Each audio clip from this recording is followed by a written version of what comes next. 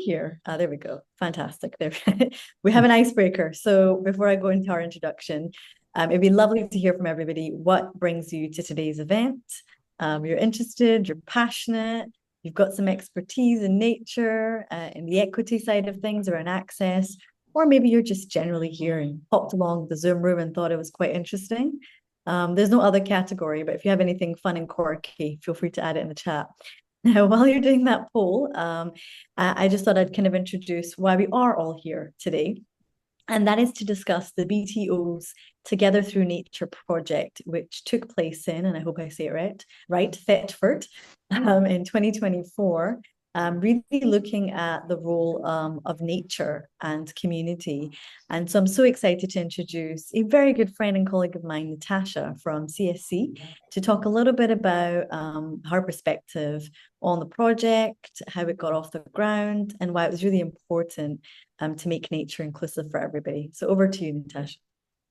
Thanks, Sarah. Yeah, so I've kind of prepared a bit of an answer to the question, why do we need to make nature inclusive? And I'm sure I don't need to convince anyone on this call, because if you're here preaching to the converted, and a lot of you might be more experts than me, but I thought, there are many ways to answer this question, why should nature be inclusive? I think just in terms of justice and what's fair and what's right, there must be a really, really good case to make about the role of access to nature and creating a movement behind climate action.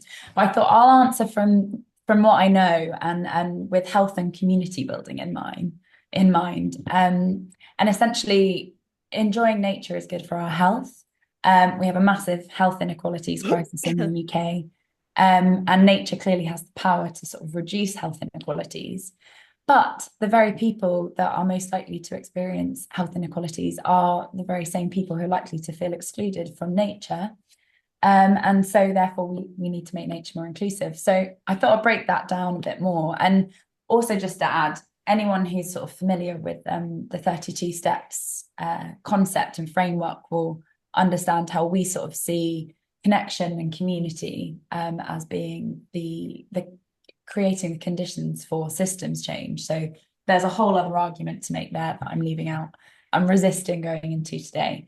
But yeah, so first of all, enjoying nature is good for our health. It's a place to exercise. It's a way to connect with yourself and feel inner peace, healing, mindfulness.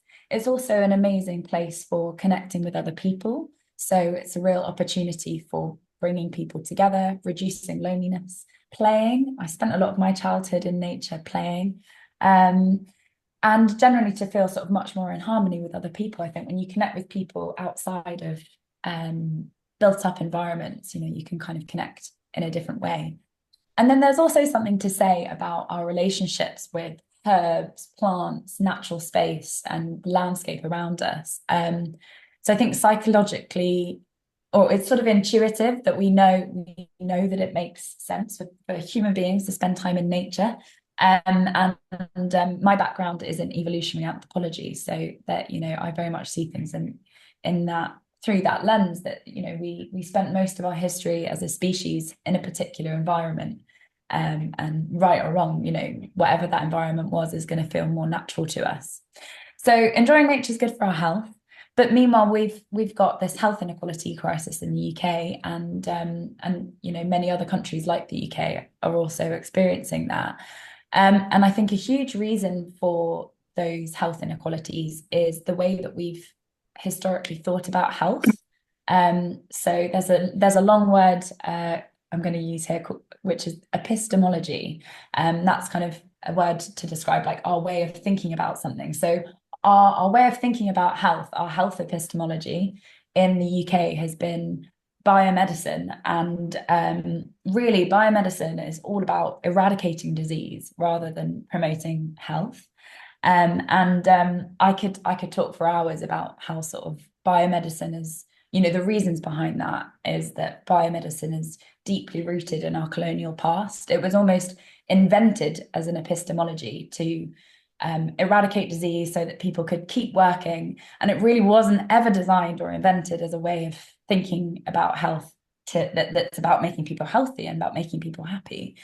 And I think looking at health in that way is obviously there's been some amazing things that biomedicine has done, and some amazing cures that have been found, but it has created some serious blind spots for us. And crucially, by focusing so much on eradicating the symptoms of bad health, we've kind of ignored the way that health issues are actually caused, and what we often describe as the social determinants of health. So housing, stress, poverty, and essentially that's why we have health inequalities in the UK. We've been able to talk about health without actually really having to acknowledge the way that we're creating ill health, and it's just all a very unsustainable system, really.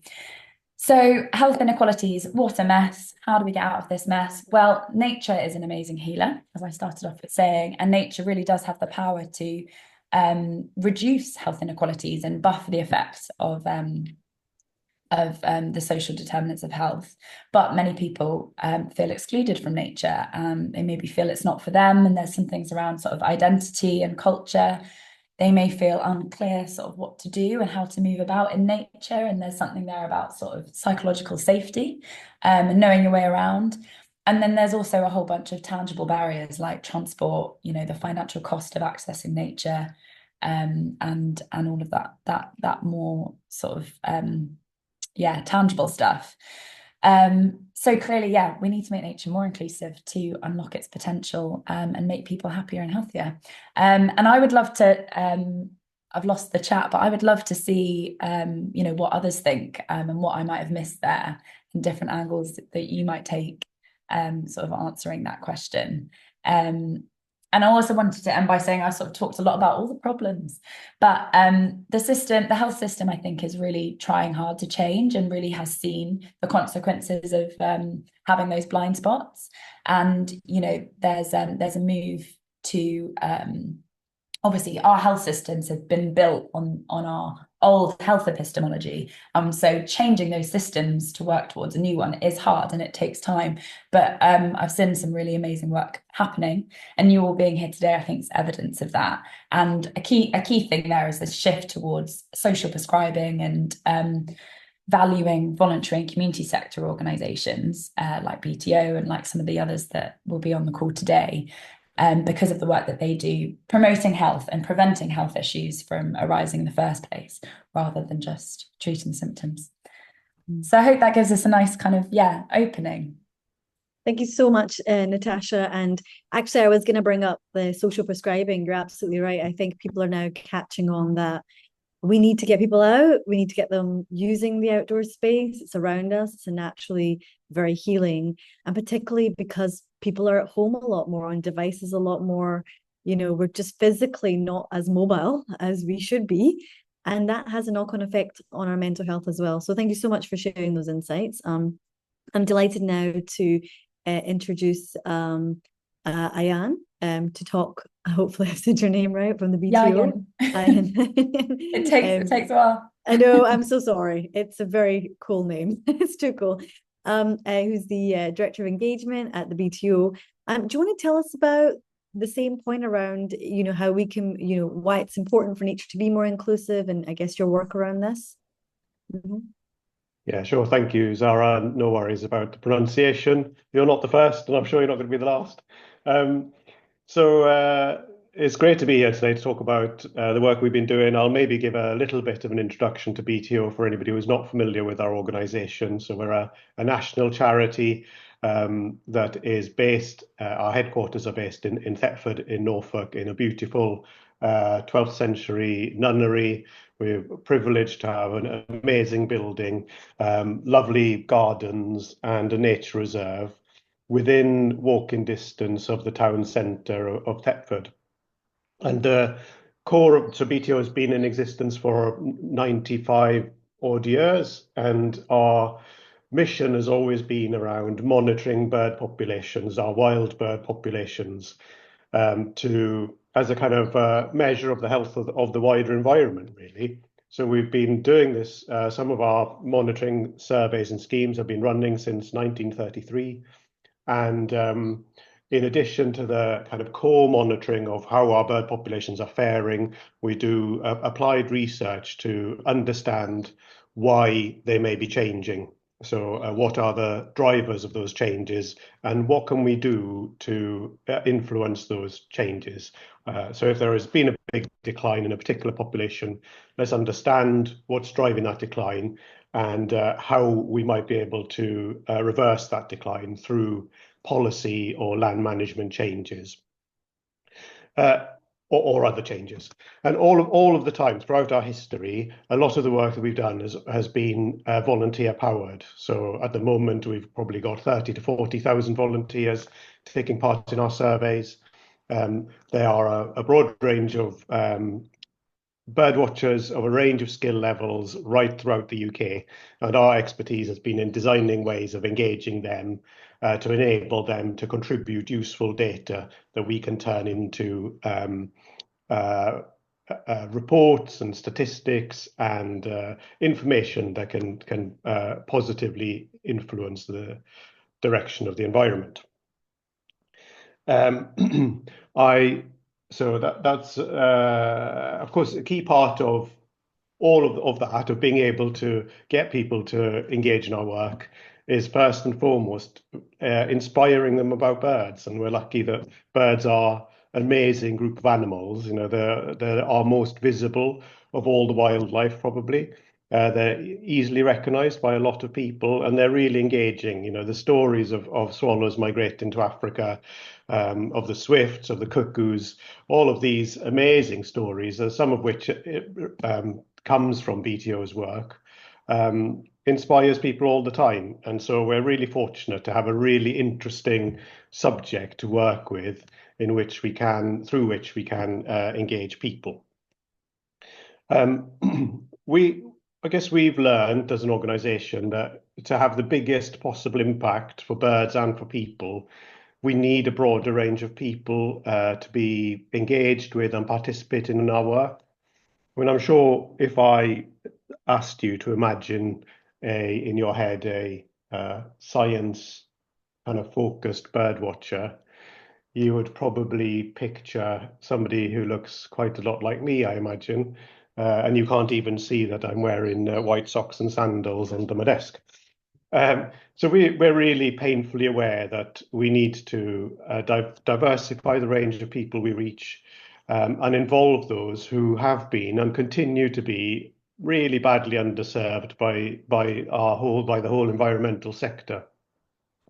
And as Natasha said so eloquently there, in addition to being important to us as an organisation, there's lots of evidence now that nature can play a really powerful role in improving and maintaining our mental health and physical well-being. And it can, part of that is the connections it enables. You know, we share experiences of seeing amazing spectacles, whether it's a starling murmuration or just watching the robins in your garden.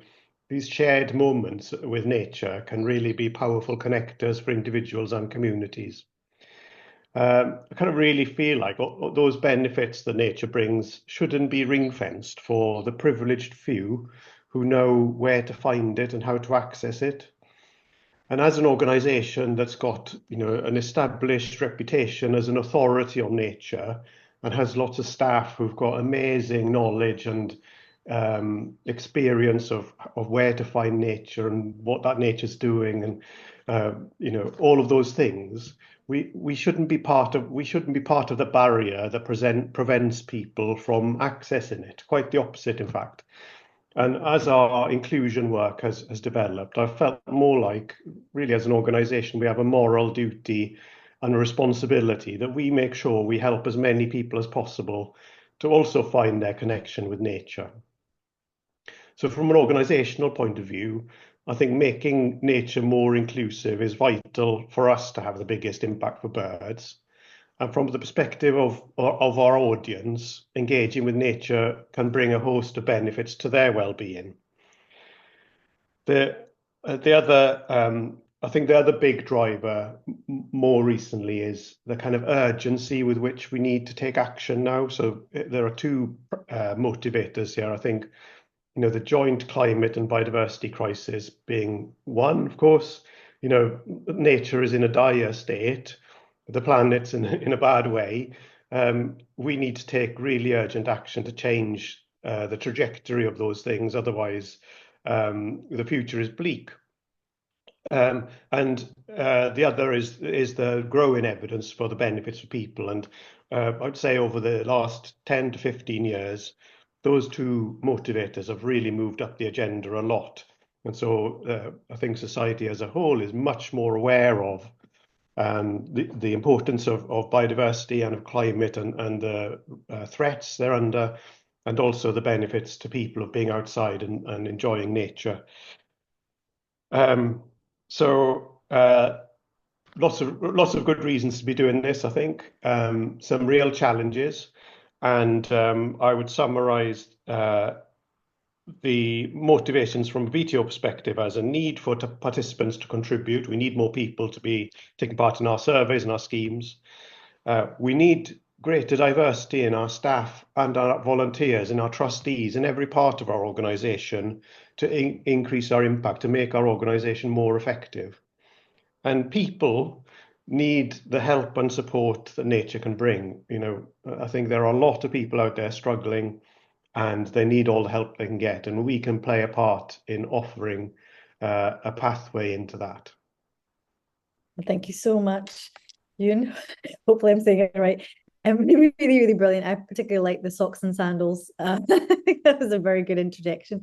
I mean, you're absolutely right, and a really, really nice and heartfelt overview of not just the issue, but actually the opportunity for so many people to benefit, especially isolation, mental health issues, and at a time where people feel like they want to connect with others. It's really inbuilt within us that, you know, once we're outside, we take a deep breath, we just feel so much better. So we know about that. I'm going to come back to you, Natasha, because I know you've been part of this, maybe in terms of helping everybody understand your role in terms of facilitating and evaluating, and if you could talk us through the process of the report. Yeah, I think it's so nice to hear that the kind of why we did this from the two sides. So Yayan, you're the best, as I put in the chat. But yeah, essentially BTO put out a brief. They wanted to start this work in Thetford, where it has its physical natural assets and local knowledge. And BTO reached out to us. We've Civil Society Consulting, the organisation that I run and I'm speaking on behalf of. We are based in London, but we're national. And I grew up near Thetford, so and so did Mark, also on the school, is currently based nearby. So we had a sort of local edge. Mark also loves birds, so he was really keen for us to go for this. And now's probably also a really great moment to mention Helen, who really did all, you know, so much of the kind of donkey work, as we jokingly say in our organisation. That, you know, basically she did a lot of the work of the things I'm about to share, but she sadly can't be with us today. So her name's Helen Jones, if you want to look her up and connect with her at all. And yeah, and actually, while I'm dishing out compliments, I think, Yayan, your ability to learn and adapt and the way that you've just presented that whole thing is seriously cool and admirable. And I want to say that at the beginning as well, before I talk through this process. But yeah, so for anyone who hasn't read our report, as I kind of said, BTO put out a brief, we responded to the brief, and we saw what BTO was trying to do, and we spotted the natural synergies between BTO and local grassroots organisations in and around Thetford that are already working with people typically excluded from nature, but experiencing lots of other challenges. And anyone who knows a bit about CSC, Civil Society Consulting, will know why it is we spotted those synergies. But when I say synergy, I really mean sort of complementary strengths and complementary knowledge. So grassroots organisations have the relationships, trust, and know-how of local people who are maybe typically excluded from nature or not currently accessing nature, but they need resources, support, some uplift, access to nature, maybe some expertise and confidence talking about nature or accessing it themselves. And then meanwhile, BTO has resource, experience, enthusiastic staff who have lots of expertise, a really, you know, well-known brand, and of course, a beautiful, amazing natural asset, which actually is really close to Thetford town centre. But as Yayan, you know, self-admitted in that really lovely, honest and open way, there is a sort of disconnect from local communities and none of that grassroots expertise, that we can't I suppose we can't emphasize the value of that grassroots expertise enough, really. And also there's all the synergies kind of happening. They're the kind of direct synergies between BTO and local organisations, but there's also all the synergies in the background with what the health system is trying to do to move towards prevention and therefore leverage the voluntary and community sector as an equal partner. And so we sort of spotted all of these synergies. And essentially we started by a big feasibility study. So me and my team, Helen, Mark, we mapped these complementary strengths between the different organisations and did a big partnership development exercise, speaking with lots of local organisations, trying to understand. I've just seen your comment, yeah, Helen is also awesome, agreed. And we start, you know, we sort of just made sense of the landscape really and started to build relationships. And as we said in the report, I think as well, we did quite a lot of sort of old school community engagement and outreach, you know, picking up the phone, going to see people, being part of fairs, boots on the ground, as Mark would call it. And through this sort of study, we developed some criteria and kind of chose 4 specific ideas for initiatives with 4 specific partners for BTO to pilot. And when I say BTO, I really mean Yayan and Anna. You were the donkeys on the BTO side, doing all the heavy lifting. And BTO pretty much went off and did those pilots with very little input from us. And a bit of steer, a bit of a few pep talks, and you know, keeping up the momentum. But went and delivered those pilots initiatives. And we did a light evaluation of them, and I can briefly mention them as well, actually, for anyone who's not read the report. So we had the first pilot initiative was with Sound and Ground, a local sound healer and forest bather. So her name's Nikki, and sadly she was going to be with us today, but she's not. But she, yes, I can share the link to the report. But Nikki absolutely loves working with, well, absolutely passionate about sound healing and forest bathing, but as a social enterprise doesn't always have the ability to work with the people that need it the most. So sort of natural synergy there. Bush Adventures were an organisation that deliver outdoor education to young people with sort of team building activities. And so there was a Bush Adventures course that was delivered with young people with social and emotional mental health needs. Then there was Charles Burrell Centre, which is an absolutely amazing hub in Thetford and kind of a very close physical neighbour to BTO. And really most of that work was BTO coming enhancing the work that Charles Burrell already did. So community meals, craft activities. And then Catch 22, BTO collaborated with them on a sort of particular session with 15 young people, and that was a bit more light touch, but nevertheless very impactful and taught us a lot. And the whole thing really has confirmed the need and potential for this work and this way of working. And certainly from where I sit, it's like, so all of this possibility and potential is so within reach, and there's all of this energy and appetite for it locally. So it must continue. And that's why we're so determined to share it with all of you as well, because surely the same thing is true in other places.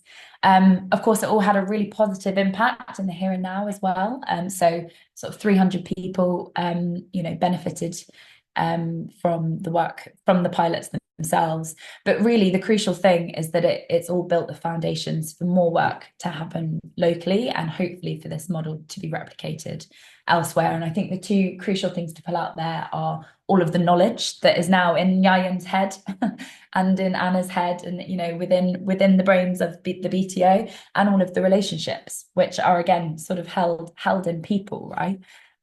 So yeah, I hope that gives a nice, well, at least inspires you to read the report for anyone who's not yet. Oh, thank you so much, Natasha. And yeah, I was also going to suggest we should probably just share it. We've talked it up so much by this point. So if you haven't got a copy, you must check it out. But really, really excellent overview. And I think, again, just really speaks to why this is so important and how meaningful it can be. So do check out some of those findings. I believe, yeah, Nikki couldn't be with us, but I just wanted to double check if Kizzy is here. Yeah, I've just got a message from Kizzy to say that she's struggling to make the meeting today. I wondered Okay. if I could say a few words about Thetford and why we chose to work there. Would that be all right? That'd be perfect. Thanks so much. Okay, great. So yeah, for those of you who don't know Thetford, it's a lovely town. Doesn't have the greatest reputation in some places, but it is a really beautiful town. It's looking fantastic today. The sun is shining, the flowers are out, the birds are singing, and the people are wonderful. There was a really good radio program on Radio 4 recently about the London overspill and how Thetford became such much bigger town as a result of that. And having said all that, obviously it's got its challenges like any town. And in Thetford specifically, those challenges include pockets of really severe income deprivation, some of the highest in the region actually. There are areas of high crime, issues of suicide, loneliness, isolation, as we've discussed. Substance abuse is a problem.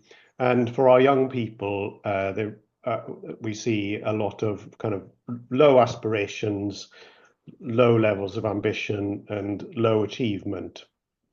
And a comment that really stayed with me throughout the project really was when I first met Kizzy, who was the community engagement manager at a community centre just a stone's throw away from our headquarters, really. I met with her in the cafe where she was preparing one of their free community meals. And she was talking about how difficult life is for residents in the area around the community centre. And she talked about how many of the people she encountered just felt completely hopeless. That is, genuinely without hope, without any view that things were going to improve. Didn't take any, there was no pride in the area or in themselves, really. And that really was heartbreaking to hear. And I just thought, although BTO has been in Thetford for I think around 30 years now or longer, it's not very well known in the town. So we have staff in the town. We have staff who work here. They live here. Their kids go to the schools here. They're part of community groups and things. But from a sort of the work we do perspective, we've been slightly aloof, I guess, from town and from the people in the town. And you could easily have a conversation with somebody in town and ask them, do you know who BTO is? And they would say no, or they would say, I've no idea what they do. And through this project, we learned that the common misconception is that, for example, people from the town aren't able to walk through our gardens and enjoy our gardens, which they can. They can do at any time. Most of them had never been in the building before. A lot of them had never been down onto our nature reserve before. And so another motivator really was the feeling that firstly, from our staff, we did some work a few years ago on how BTO could increase its impact in the world. And a kind of a view came up from the staff, which was staff wanted us to be better known in town. They wanted people to feel proud that the BTO was here, and they felt like we had a lot to give, but we didn't have a way of delivering that. So there was a motivation from staff really, and I've kind of felt really strongly that if the staff were really passionate about it and enthusiastic about it, then it's quite likely that something good would come from it. And then secondly, that inclusivity element, we've been working to make BTO more inclusive, and we've been training staff, and we'll probably hear more about that program in a little while. We wanted to get on and do some things on the ground that would start us on that journey and test out some new things. And I kind of thought, well, if we're going to do it anywhere, why not do it here in Thetford, where the people have really strong and obvious needs. We have amazing physical assets. We have staff. We have connections. It just seemed like the perfect kind of matchup, really. And we've kind of wondered about whether what we've done here in Thetford can be replicated elsewhere or not, and we might talk about that a bit more as well. But there is, I think, sufficient benefit in and of itself to do it here with our community, and hopefully with the net result that the people in Thetford feel positive about us being here and benefit from our existence here. And thank you so much. Really, really appreciate it. And I think it just really speaks to kind of using where you have, and how actually it can be a really good model for everyone, even if no one's actually, I've not actually been to Thetford, but now I have a good reason to go and join the local project there. So thank you so much. I'm now going to introduce Anna DuPont Crabtree, the EDI officer for BTO, and she's going to talk us through a few things. Anna, thank you so much for joining us. It'd be really great to hear a little bit more about your role in the project. Can you tell us about what you did in the project? Yeah, thanks so much for joining us. Great, thank you, Zara. Yeah, I guess I was immediately drawn to this project because it was taking place in Thetford. I don't live in Thetford, I live in Norwich, but I do come into Thetford for work. And I knew that a lot of the residents didn't know much about BTO, which is a shame because I think BTO has so much potential to really be embedded within the local community. So I just really wanted to be involved. Also because I think that community engagement projects are really important nowadays because we need more opportunities to connect with one another. So my role in the project was to lead some craft sessions at the Charles Burrell Centre, which we just mentioned, because I thought I might tap into some of my creative skills to try and think of a different way that we could connect BTO and people. Also because I think that art and creativity can do so much to connect people together, but also to connect people with nature and with birds in a way that I think invites more empathy and care. So I led some sessions at the Charles Burrell Centre with the Meetup Monday group, which is a social group that meets for tea and coffee every Monday morning. And I really wanted my sessions to be bird themed because it was important to me to stress that that is what BTO is all about. So some of the things that we did in the sessions was making bird-shaped candle holders out of clay. We made some bird-themed zines, which are like mini magazines. Um, we created some abstract birds out of shapes that we cut out of magazines. People really enjoyed the cutting out, and we made some bird bunting to decorate the Charles Burrell Centre for one of the community meals in the autumn. And then some of my colleagues from BTO, who are much more knowledgeable than me about birds, attended the sessions as well, so that people could ask questions if they wanted about birds and about BTO. But I think the format of those sessions worked really well because it was informal enough to be enjoyable and fun, but it was also clearly an opportunity for all of us to chat about BTO in a way that felt really natural. You know, it wasn't a forced conversation about BTO, it wasn't a presentation, but I think people really sensed that they could ask questions. And so in the end, we chatted about birds in a very conversational way, without detracting from the fact that it was a social group with a very clear purpose, which was for people to come together and chat and meet regularly in a safe space. But I think what happened over the sessions is that obviously we built trust, and there was a lot of mutual respect. I think from my perspective, a lot of respect for Mel and Chris, who are the people who organize these catch-ups, but also a lot of respect for the people who are attending these sessions and attend them regularly. You know, they're committed to coming every week, not just to my sessions, but just to, all the sessions. Anna, just to quickly ask those, just on that note, it may be really good just to tie in how your specific role tied into this particular project and work. Just if you can elaborate also on that. Yes, yeah. I was gonna come to it, but I thought I don't want to miss it. Okay, go for it. I'll let you finish. I'll just finish to say that I think what was great about those sessions is that people really wanted to do more, and it was clear that they really enjoyed birds and like speaking about nature. So in January this year, we met up for a brainstorm session because I wanted the sessions to be curated by the participants and for the participants. And so we've designed more sessions over the next 6 months with more of my brilliant colleagues at BTO who are going to host presentations and activities around, for example, the surveys that we do at BTO, so the Garden Birdwatch Survey, this new project called the Birds in Green Spaces, as well as some ringing demonstrations and nest box demonstrations. And all of these are going to happen at BTO. I did want to stress that I didn't do anything. I didn't make them interested in birds. They were, most of the participants were already passionate about wildlife in their own ways. But I think what we successfully managed to do together as a group was create that space where we could talk about the birds and learn about birds in a way that was enjoyable and fun. But more specifically about my role, so I'm the Equity, Diversity, Inclusion Officer, and I help run and support our Becoming More Inclusive work. That's how we've called that work. I work closely with Helen Bound, who is on the panel today.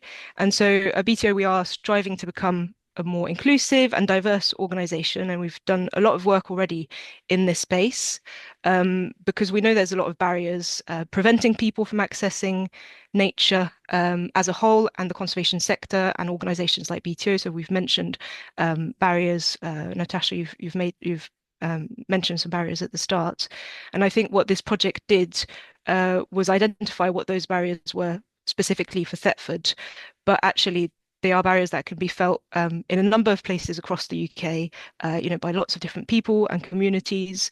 And I think that's really useful because then we can think about what we've learned with this project and apply it on a wider scale. But I think that, breaking down barriers takes time, change takes time. And so at BTO, we've thought about where we'd like to be by 2030. And so over a year ago, we've worked with staff and volunteers to create a Becoming More Inclusive framework, which I'm sure Helen will say a bit more about in a bit. But essentially, it's a plan with actions that we want to put in place internally and externally, and ways of reviewing the actions that we've put in place to make sure they're having the impact that we want. So I think I'll just go very briefly through some of the actions that we've identified in our Becoming More Inclusive plan around specifically around broadening our reach and our audiences. So for example, increasing BTO's external profile so that more people know about us and the work that we do. I think that's something that was definitely achieved with this project. The different groups have learned a lot more about what BTO does, what it offers. People could come to BTO, for example, the sound bath sessions, which we know that some participants had never done before, didn't even know where BTO was in Thetford.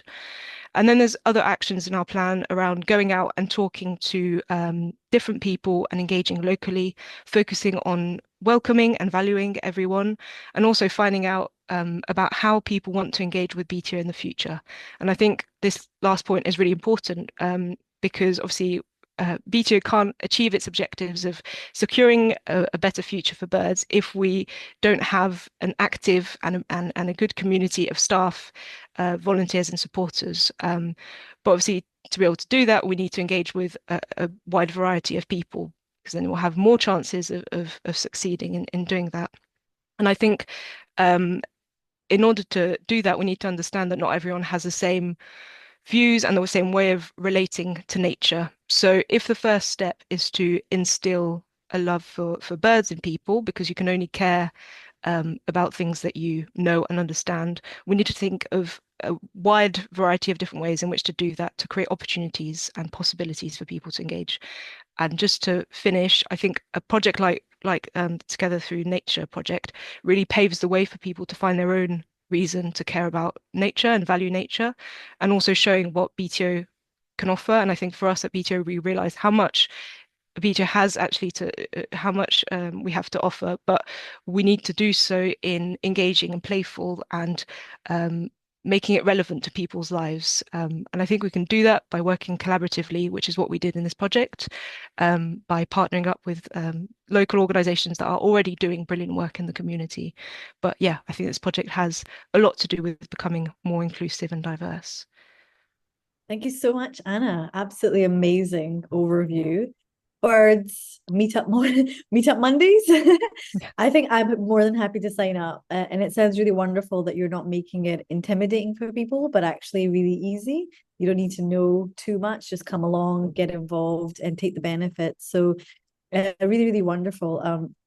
Was there anything else you need to add, Anna? I think you covered everything. Yes, Yes, definitely. thank you. Thank you so much. So I'm now going to introduce, and I hope I'm saying your name right, Sorrel Lial. Lyle. Is that Hiya. right? Hi, Sorrel. Who, thank you so much for joining us, who works with BTO in Northern Ireland. And has a beautiful name. I'm sure you'll help me make sure I say it right the next time. But it'd be really wonderful to tell us about your work in Northern Ireland and how it ties with Together Through Nature.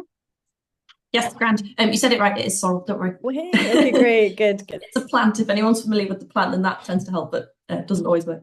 But anyway, yeah. So I work for BTO, but I'm in Northern Ireland, and we've been running a community engagement project here since 2022. So there's a lot of similarities with the Together Through Nature project, so I've not been directly involved with the project in Thetford, but because of the similar aims of the two projects, we've been sharing our progress, our successes, our challenges, our learnings, and trying to support both projects to work as well as we can.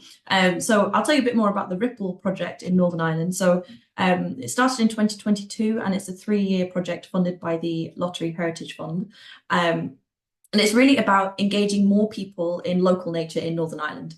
So especially reaching out to people who are underrepresented in the nature sector and introducing new people to wildlife, not just birds, but all wildlife that we have on our doorstep, and introducing new people to biological recording and making that accessible, and building up people's skills, providing opportunities to learn and develop skills, deepen their interest with nature, meet like-minded people, and gain all of those well-being benefits of spending time in nature. And something that's been really key is sort of providing that first step of engagement with nature. So, the opportunity for people to come and give nature a go, test it out, see if they enjoy it, hopefully meet a bunch of friendly faces and people that are having a nice time outside, and then providing those opportunities to then develop that interest further, deepen that interest, learn from others, meet like-minded people, that kind of thing. So that's what we've been working on in Northern Ireland.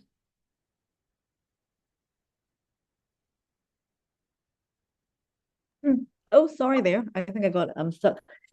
Thank you so much, Sorrel, for telling us about it. Do you want to talk? I think I'm now going to go to Helen Bowen. Oh.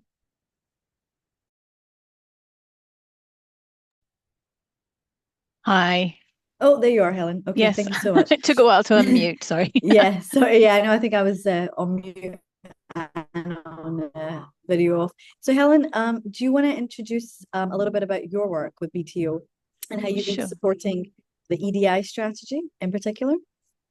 Yes, thank you. And it's been really great to kind of hear the people who've gone before, some of whom I've got to know very well over the last 18 months and others that I've only just met. So, and it's lovely to hear more about how Together Through Nature has come together. So, yeah, I've been really fortunate, feel very privileged to have been working with BTO over the last 18 months on the Becoming More Inclusive framework. It's much, much more than a framework. So let's call it a mission. Don't know what to call it. It's so many different things. But I think one of the things that's really striking is that at the heart of BTO's strategy from 2023 to 2030 was this overarching aim about having the greatest impact for birds through the greatest inclusivity of all people. And I think Yayan set the scene at the beginning about where that has come from and why that matters, not just to BTO, but to ornithology, nature more broadly, and to every single one of us. And I think one of the things that really struck me about this was that underpinning that are a set of core values. So it isn't just about words on a page, it's about what do we believe and what do we think about what inclusion looks like and feels like to different people. So because it is quite a complex set of issues, if you say the word inclusion or inclusivity, diversity, equality, equity to people, probably everyone will come up with a slightly different answer. Hopefully there'll be a lot of common ground as well. I think I often find that there is, but there will be difference, and so there should be. So I think one of the things that BTO wanted to do was make sense of what BTO, what we collectively mean by becoming inclusive and diverse in a way that is grounding and practical in its application. So we kind of embarked on an exercise which involved a cross-section of staff, volunteers, trustees, people with a whole variety of associations and roles with BTO to really think together about, well, what does that look like? If we're really, really successful, if BTO is truly successful by 2030, well, what would that look like? What would people be feeling? What would people be seeing? What would people be doing differently as a result of being more inclusive and diverse? And so one of the things that came out of that was a vision for being more inclusive. And the more is really important here, because I think it was recognised that within BTO, different parts of BTO across the UK, lots of great things are happening, often in isolation from each other, for very good reasons, for understandable reasons, but there was a real desire to kind of bring that together and really build momentum. So that vision, and I've got it here in front of me, is that in 2030, BTO is a diverse and inclusive organisation where everyone is welcomed, valued and supported to contribute to our mission, the BTO mission, achieving the greatest impact for birds. But I think someone right at the beginning talked about the importance of belonging. I think it was in the chat. And I think that word, that phrase, that meaning came up a lot, that you don't really achieve inclusivity unless there is a sense of belonging individually and collectively. So at the heart of this vision is a sense of belonging as well, not just in relation to BTO, but ornithology, nature more broadly. And there were five priorities for change that this kind of working group identified to get closer to that vision, to get closer to good. And Anna has already talked a lot about some of these, so I won't say too much about them. But the first one was around the profile of BTO. So the makeup of BTO, who is BTO? Not just what is BTO and what do people know about us, but who is BTO? Not just in terms of staff, trustees, and volunteers, but people who are connected in a whole range of different ways. So really thinking carefully about that. Who are we reaching and not reaching, and how can we be more outward facing, as Anna outlined really clearly. The third priority was about thinking very carefully about the way the organisation as a whole behaves in order to get closer to good. So the culture and the practice of BTO. How do we go about our work? How do we engage with people? How do we ensure that people do feel welcomed and that they belong in nature in relation to what BTO is doing? And the fourth priority area was about people. Now, you might think that's to do with the culture and the profile and the reach, but here it was about how do we ensure that people who work for BTO in a whole range of different ways, including those volunteers that Jan mentioned, how are people nurtured and welcomed and supported to be more inclusive themselves, because that ripple effect is what's going to make a change over time and be sustainable.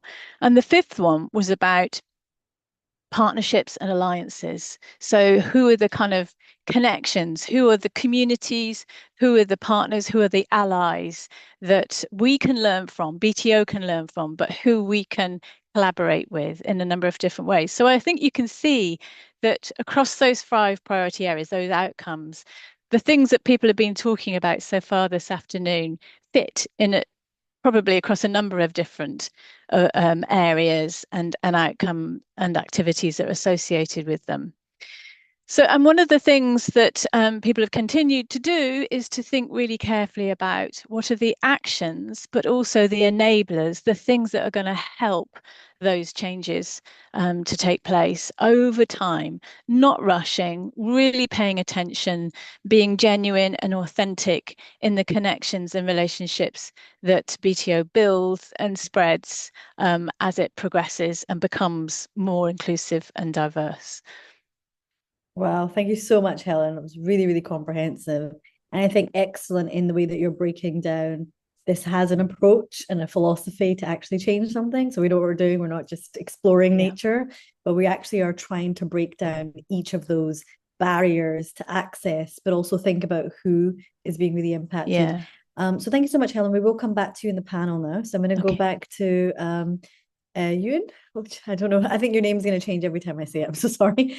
And I just wanted to ask you, can you tell us, just on this kind of final note before we have the wider panel, what made Together Through Nature really work? You know, what's kind of at the heart of its success?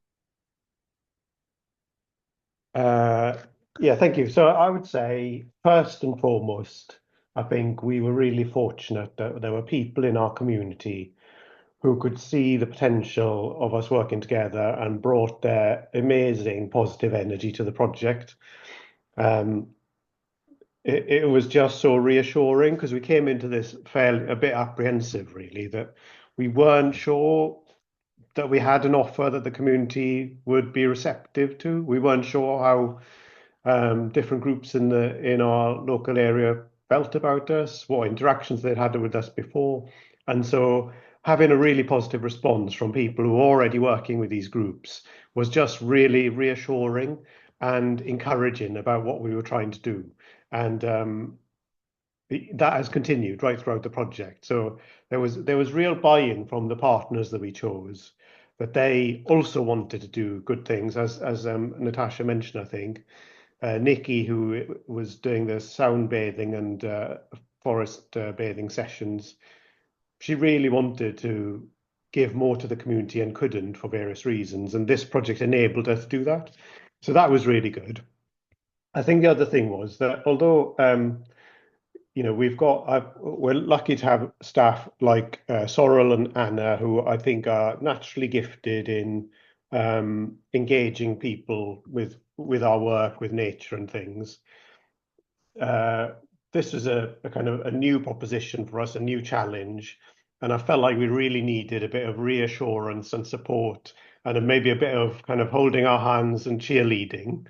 And I can honestly say that the team from Civil Society Consulting were just brilliant at that. So they provided structure for the project, a real kind of methodical way of identifying who the groups in our communities were and which ones might have potential for working with us in terms of their capacity, but also their capability, I guess.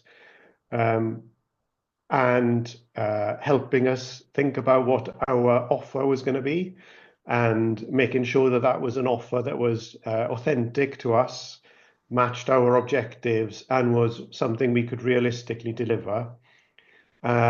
And just giving us, as I said at the beginning, giving us pep talks, giving me especially pep talks that what we were doing was valuable and we just needed to stick with it and keep going and see it through. Yeah, and I can honestly say I've never worked with a team as skilled and supportive as that team. They're amazing.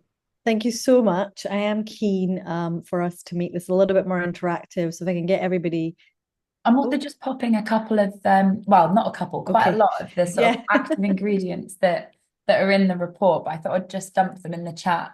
And as much as it's nice to get your compliments, yeah, and I think most of them really refer back to what you did. So really happy to have enabled you that. Brilliant. Thank you so much.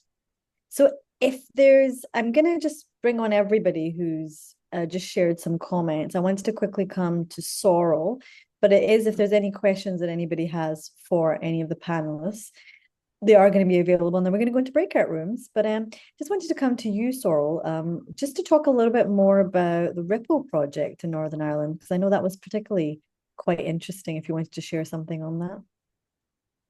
Yeah, so as I said, we started in 2022, 3 years, funded by the Heritage Lottery Fund, and really an opportunity to try something new. on a regional scale. So Northern Ireland, although it's a relatively small place, it's also quite a big region to cover, especially for one person working on a project. But really, it's given us the opportunity to just see where the gaps are with nature engagement for people who are new to nature in Northern Ireland and see what we can offer. So that was really the first phase of the project, was just exploring all the different types of events or different groups to work with and all these kinds of things that we could do to see what we could offer as BTO to this nature engagement space in Northern Ireland. We very quickly identified some gaps. There was a real appetite for sort of new to nature, new to bird watching style events, introducing more people to birds and how to identify them and how to enjoy them. So that's kind of what we've run with, and it's been very fun. As a bird watcher myself, it's been very fun to work on this project. So yeah, we've been trying loads of different things, like bird watching during litter picks. We've done bird sketching, wildlife photography, general nature walks, and that sort of general nature walk aspect is what we've been developing, that concept. And someone mentioned parkrun earlier, and it's sort of based on the parkrun model, where we've set up in the same location a monthly wildlife wander event.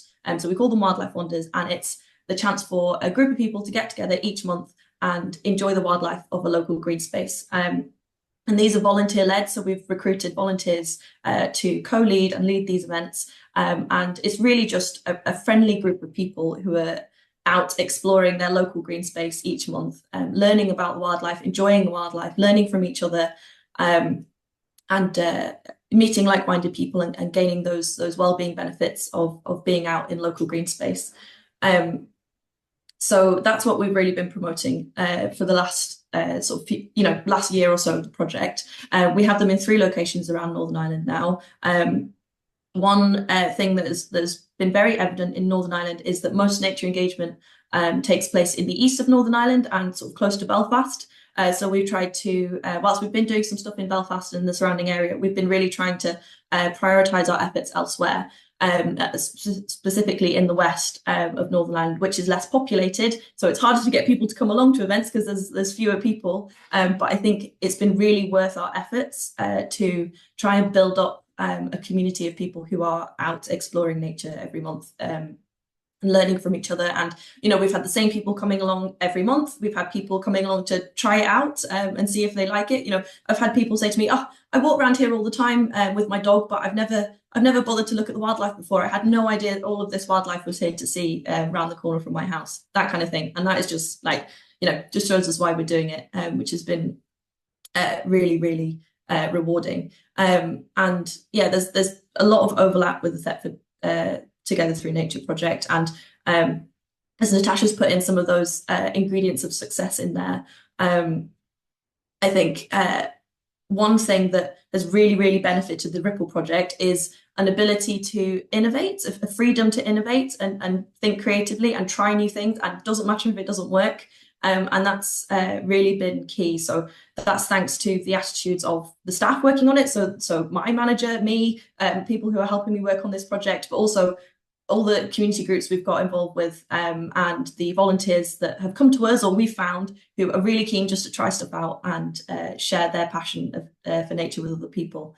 A key point about the volunteers that we've got involved is that they are not, they don't need to be bird experts to help with these events, and actually they are much better placed to help lead these events if they are not bird experts, because they're far more relatable to these other people who are new to nature. And we're really looking for those people skills. So people that are creating a really welcoming environment where participants feel happy to make mistakes, have a go, point things out, ask questions, all that kind of thing. And we've found some really, really brilliant people that I don't think would have engaged with us otherwise. And that's been a real success of the project. But yes, we've experienced challenges. It's always an ongoing effort to promote the events more widely. I wish I had far more hours in the week to talk to many more community groups and not just tell them about who we are and what we do and these events, but build that relationship, build that trust and that warmth. That takes time, that takes staff time and time, over weeks and months to build up those relationships.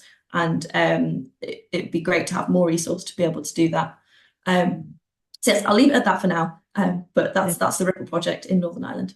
No, thank you so much. I think it deserves a round of applause. Just your passion and love that you've talked about the project. I think we're all feeling it. And I know that in particular communities, I visited Northern Ireland as well. And just sometimes these are a lifeline for people, just to be able to feel like some sense of validation, achievement. As you said, you don't need to be an expert. I don't know how many bird books I've attempted to try and identify and have no clue. But it's the fun of coming out, and it's the fun of being part of a group, and it's the fun of learning and being a little bit childlike again and feeling that kind of exploratory part of nature. I think all of our guests today have really highlighted why, not just about nature being inclusive, I think we all agree it, but the difference it makes when it is and how powerful that is. I know some people have to leave, so don't worry if you do. We have covered the kind of breadth of topics. So we are going to have now a little bit of time for some focus groups, and we're going to have some breakout rooms, which are going to be led by each of our panelists. So if you want to ask them lots of questions, you can do that, really get under their skin and find out what's going on, and how you can utilize that in your own network. So I believe our civil society is going to put you in those groups. The magic of technology will do that. And then I think we'll maybe spend about 5 to 10 minutes, depends on how everybody gets on.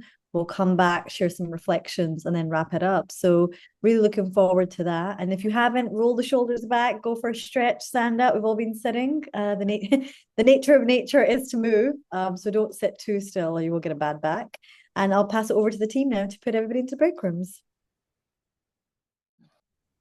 Okay, great. Thank you so much. I'm glad I got to give you guys a little chance to speak because they were booted out of the rooms early. But we are really at the last part of today's session. I hope everybody had some really good, interesting conversations. So maybe I'll come back to some of our panelists first. Maybe Natasha, I don't know if you want to give a quick overview of. So I don't think we've got time to go through everybody. Yeah, well, I had a couple of things I wanted to share, but I feel naughty grabbing back the microphone. But yeah, I think it's just one thing that really struck us as we were delivering this work and really thinking about the barriers to accessing nature is that people, and particularly if you think of like the stereotype of young people on social media, people are absorbing kind of national, even global narratives around what's cool, you know, how to value nature, what to do with your spare time. But the work that we're doing is so local, and sometimes there's a bit of a mismatch there. And what was the other thing I wanted to share? Yeah, and one other thing I think we kind of missed off our intro, which Helen kindly drew our attention to in our breakout group, is how the BTO staff benefit so much from having this community engagement element to their role, and how much, you know, the BTO staff benefited in terms of well-being, knowledge, you know, sort of expanding their horizons. So that was something we missed a little bit off the intro. I wanted to add. No, thank you so much. And Ewan, did you want to come in and share some reflections from? Yeah, sure. Yeah, I had a really nice discussion with people in my group, talking about how we work to invite those seldom heard voices to co-create projects, and really the importance of being flexible and just allowing the time that is needed to find those people and to build the relationships, and also to maintain the relationship. And again, this was an attribute that civil society consulting brought, really, because Mark is an unstoppable force of networking, who was just really valuable in knowing who to talk to, being prepared to approach people, very enthusiastic. And I just wouldn't have had the time or the confidence to do all of that, frankly. So yes, that really helpful. And it's a lot of emotional energy, I think, doing all of that outreach work. I definitely find that we can get a bit exhausted as a team sometimes when we do a lot of that in quick succession. Well, I want to invite Mark. Yeah, I was going to come to you. You Zara, thank you, Zara. Was right. I mean, some lovely remarks from Eli and BTO, and we really, really appreciate them. And we've loved working with you, and I think that kind of warmth that has obviously come through. I mean, I think a key couple of things in the report about authenticity. We really believe this because we think nature should be everybody should be really part of nature, and they should be enjoying it and getting all the benefits that people have touched on. And also, I think, and I'm probably the old school part of the organisation, but you do have to go out there and really talk to people and get them on the phone and speak to them and have that engagement, not just send an email or a consultation, survey link or whatever. Really do talk to people, and I think that's really come off on this project. And Zara, I was with Nicole, Helen, Gemma, and Lotte and Vicky talking about how this work could inspire them, and I think people really do want to do more work in their communities about connecting people with nature, and I think there's a lot of possibility there. The National Lottery that we work closely with has really prioritised the idea of bringing people together from different backgrounds, but also one of their priorities is really around nature and the environment and climate action. So I think there's lots of opportunities to build on what we're saying in this report and go and do really good, exciting work all over the place. I was just with Helen from Teesside, and they want to meet up with us and see whether we can do some work on that. So I think there's a real lot of positive opportunities, and we're delighted that that and BTO started this off, and I hope it continues in that way. And we can help them go forward and do more of this really good connecting people with nature work, because it's so vital.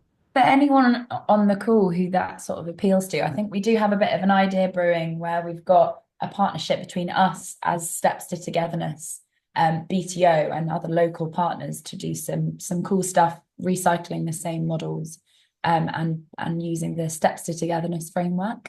So that appeals to anyone. Well, thank you so much, everyone. And we're coming to the end of our session, and I think probably we'll not have enough time to go through every single break room.